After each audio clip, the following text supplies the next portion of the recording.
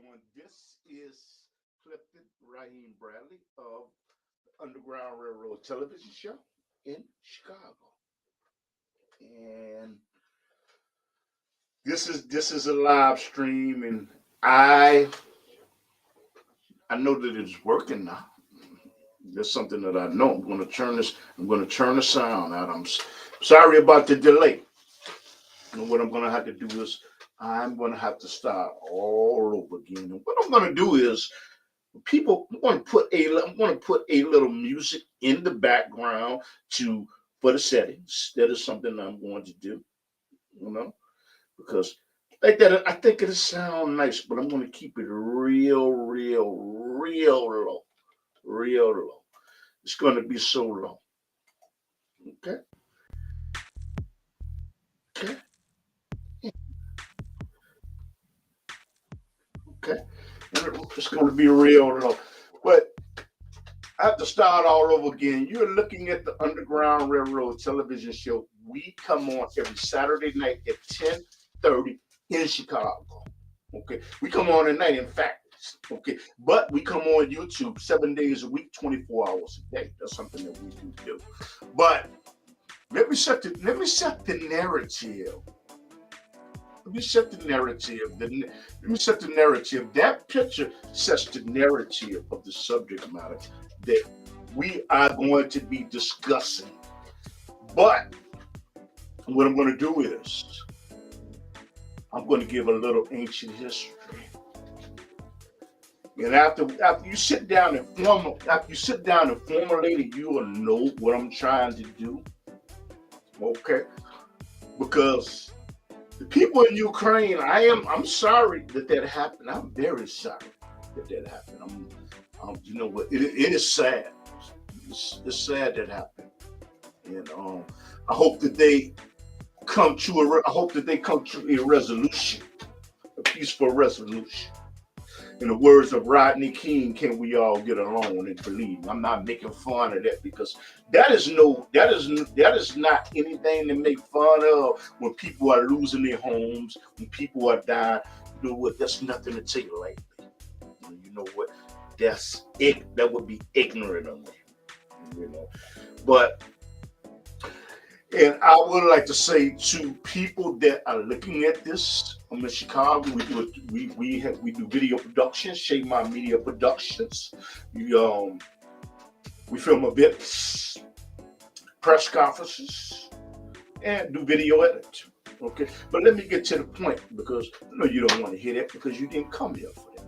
Okay, but the thing is, what is going on in Russia? I feel so sorry for those people. You know, I give my duas to them. I give my prayers to them. It is sad. That's all I can really say. And the thing is, I'm going to give you a little bit of ancient history, but it is going to lead up to something. And if you want to join a chat room and you want to say have anything and you want to even call me, okay, the thing is I will just put the phone on speaker. What happened is I live in the United States of America. Okay, first of all, I'm a patriot.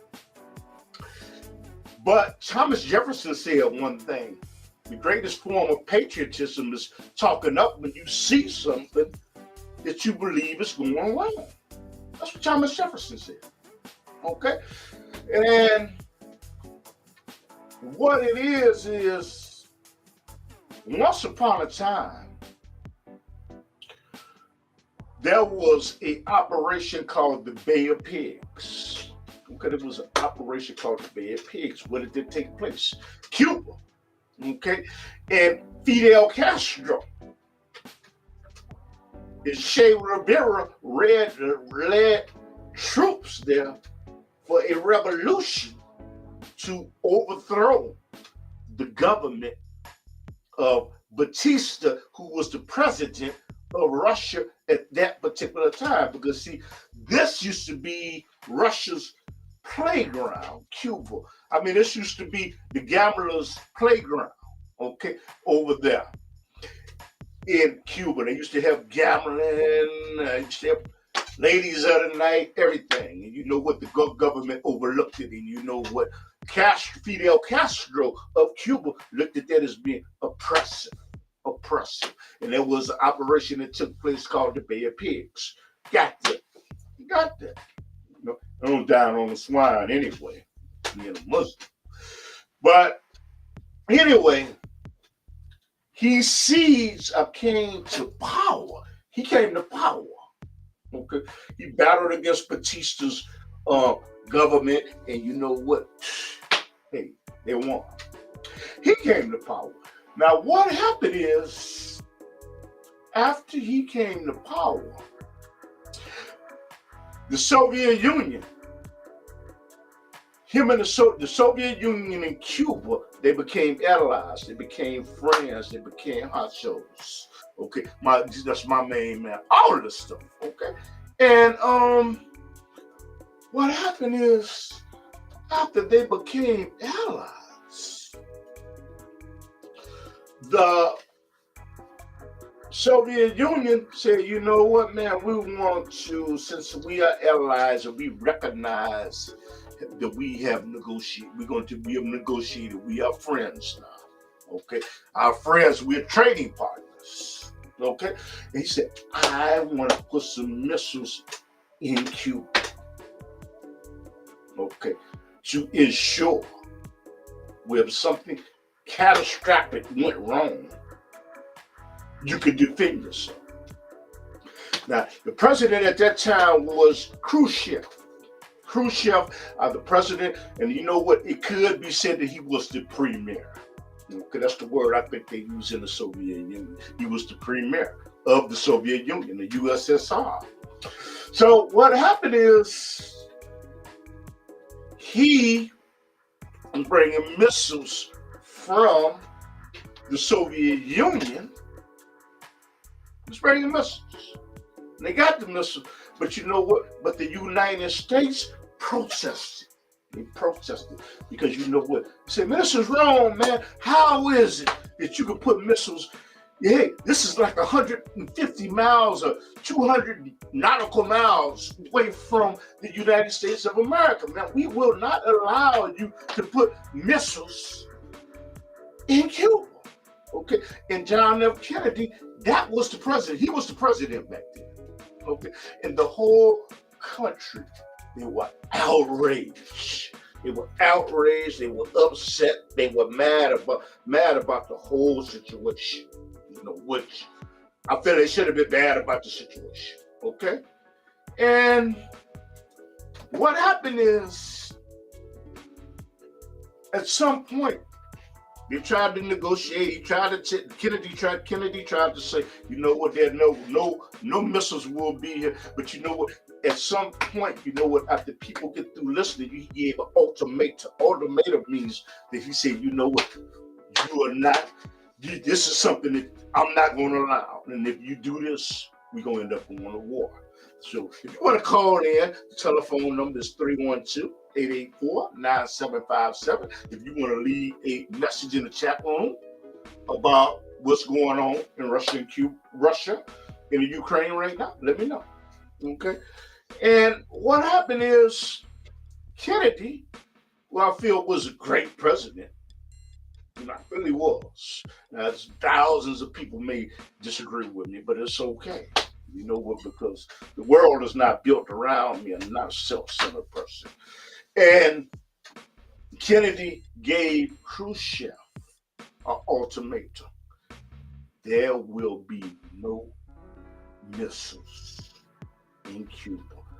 And then at some point, it's going to be catastrophic. It's going to cause a war between the two superpowers. And the two superpowers at that time was the Soviet Union, President Khrushchev, and the United States and President Kennedy.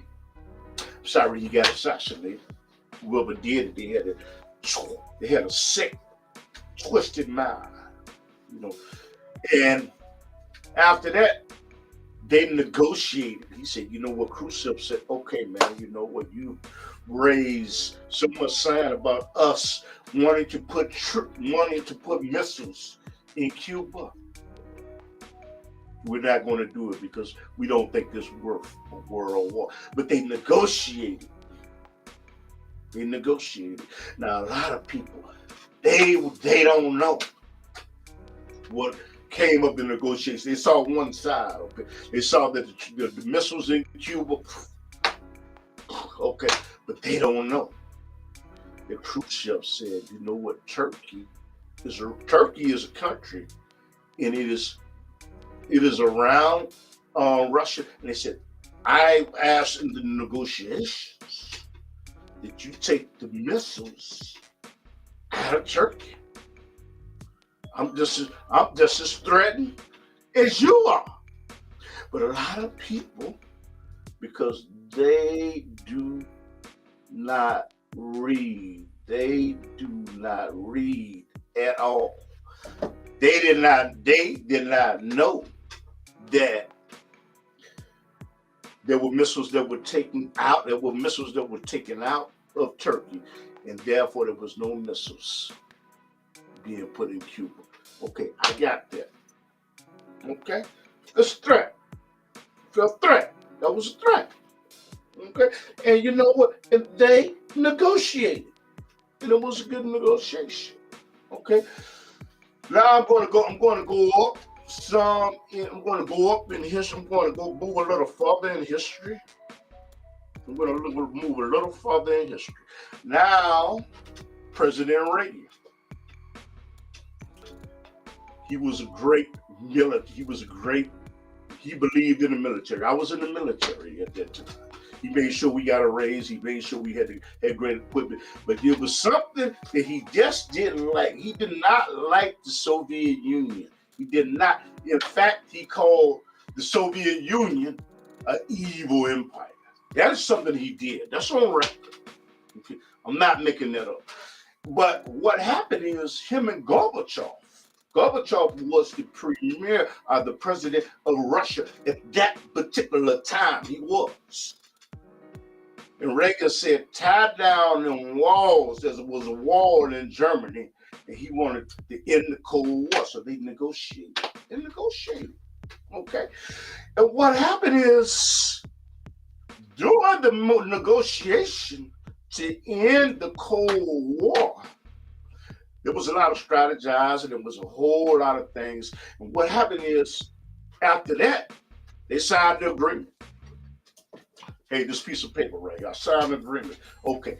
But the Soviet Union, Russia, Gorbachev, not Brezhnev, I'm talking about Gorbachev, said it was in their treaty that no countries that are annexed, are separated from the Soviet Union, will be able to enter NATO. This is a fact. That's a fact. Okay? And you know what? I did not really know that, because you know what? There's a show called Democracy Today, and I was listening to the gentleman that negotiated the contract. Not contract, the treaty, and he said there is stipulations. So what happened is, okay, they ended the Cold War. Okay, there were countries that separated themselves, or severed themselves, like cutting off their arm from the Soviet Union. They did that. Okay, but what happened is,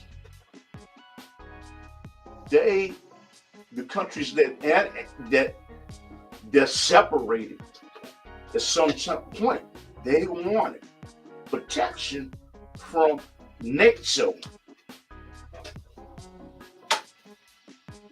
I mean, the United States, excuse me, they wanted protection from the United States, and they wanted to join NATO. Okay?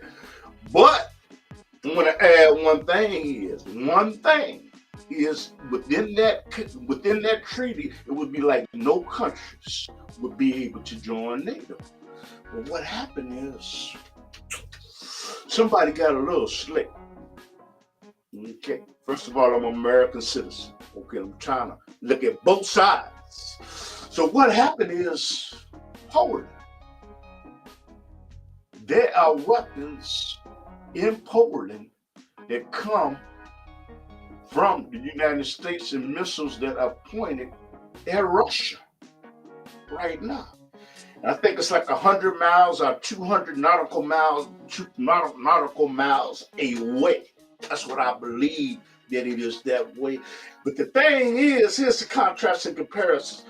Just like the United States was fearful, it was bitter and angry about missiles being in the United States and Canada that will be pointed towards Cuba.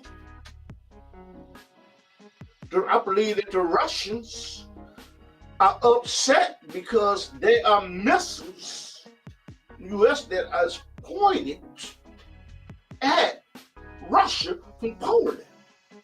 Okay, and then the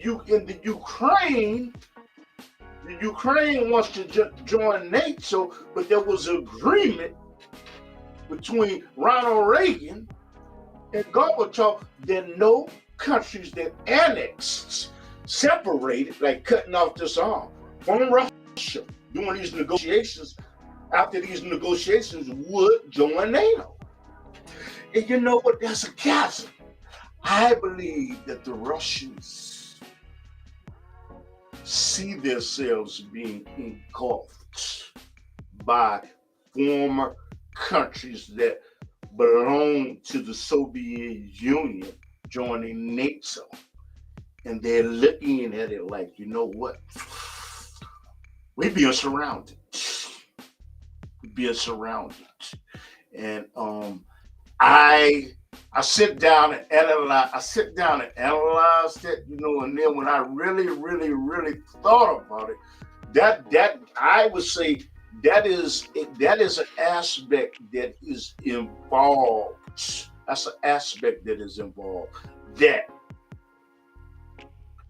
Russia feels that they are being surrounded, and they feel as though they are being betrayed by the United States and by NATO because they signed a contract to get to end the Cold War between the Soviet Union and the United States, and it is stipulated that none of these countries that left Soviet Union are annexed or separated would be able to join NATO.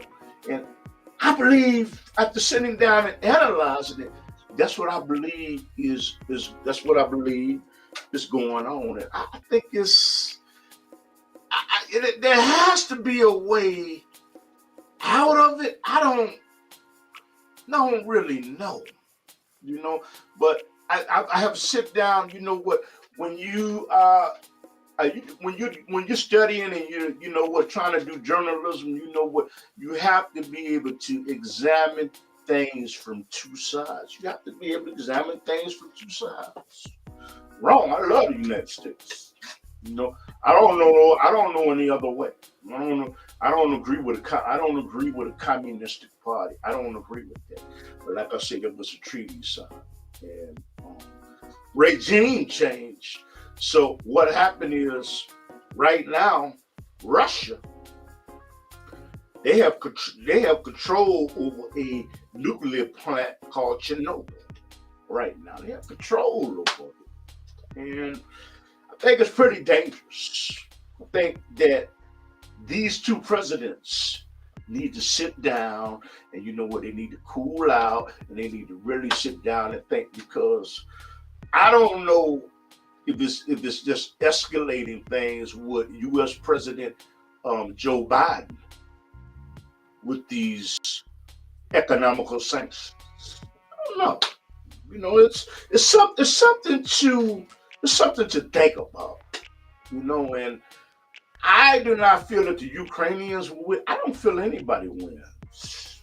You know, because there's a possibility, if NATO starts to fly over Ukraine, you know what, those planes might be shot down, and you know what, it could start a world war. And you know what, I hope that doesn't happen.